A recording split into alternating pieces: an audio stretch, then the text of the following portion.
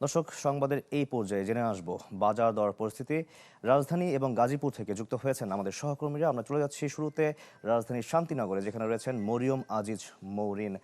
মরিয়ম, আমরা জানাচ্ছিলাম বৈরী আবহাওয়া চলছে সারা দেশে। বৈরী আবহাওয়ার প্রভাবটা কেমন পড়েছে বাজার দর, একটু জানাবেন আমাদেরকে।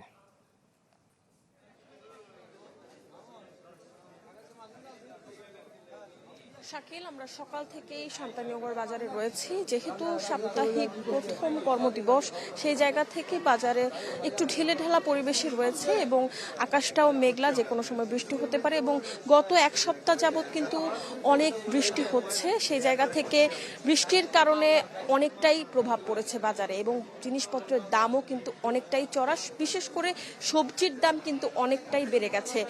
প্রতি কেজিতে 10 থেকে সর্বোচ্চ 80 টাকা পর্যন্ত বেড়েছে সবজির দাম। আপনাকে একটু বলে রাখি যে গত ফেব্রুয়ারিতেও আসলে আমরা দেখতে পেয়েছিলাম যে খাদ্য মূল্যস্ফীতি কিন্তু অনেকটাই বেড়ে গিয়েছিল।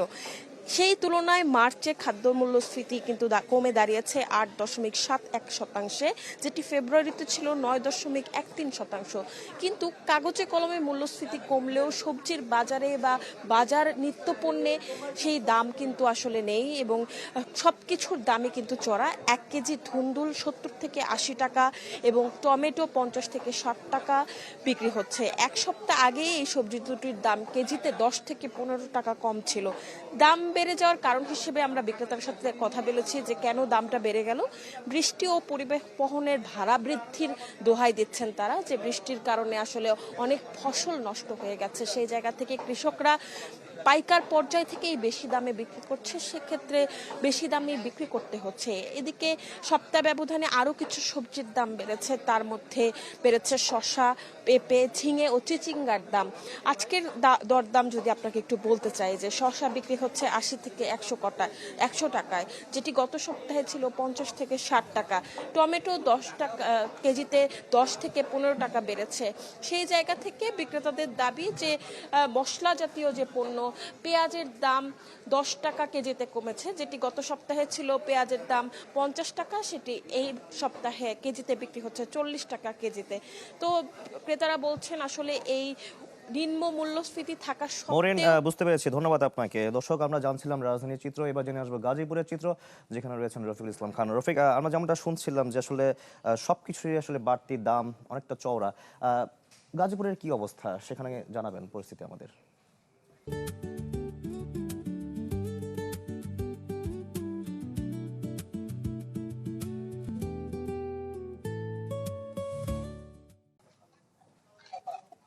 শাকিল, গেল কয়েকদিনের বৃষ্টির কারণে বাজারে কিছুটা সবজির আসলে সরবরাহ কম রয়েছে, যে কারণে আমরা যেটি দেখেছি সকল প্রকার সবজিরই কিন্তু কেজি প্রতি 5 থেকে 10 টাকা পর্যন্ত দাম বেড়েছে। তবে অন্যদিকে যে সমস্ত ভোজ্য সামগ্রী রয়েছে, অর্থাৎ ভোজ্য তেল সেগুলোর দাম কিন্তু স্থিতিশীল রয়েছে। অর্থাৎ সরকার নির্ধারিত যে রেট রয়েছে, অর্থাৎ সয়াবিন তেল কিন্তু যে 4 টাকা বৃদ্ধি করা হয়েছে, সেই 4 টাকা বৃদ্ধিতে বিক্রি হচ্ছে।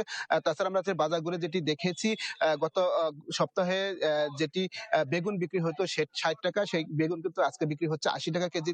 তাছাড়া পটল যে বিক্রি হতো 70 টাকা কেজিতে, সেটি কিন্তু 80 থেকে 90 টাকা কেজি বিক্রি হচ্ছে। এইভাবে কিন্তু প্রতিটি কাঁচা যে বাজার রয়েছে, সেই সমস্ত কাঁচা বাজারের কিন্তু সবজির দাম বৃদ্ধি পেয়েছে। অন্যদিকে মাছের দাম কিন্তু স্থিতিশীল রয়েছে। আমরা যেটি দেখেছি 1 কেজি ওজনের যে রুই মাছ রয়েছে, সেই রুই মাছ কিন্তু 3.5 টাকা কেজি, এছাড়া 350 টাকা কেজিতে বিক্রি হচ্ছে।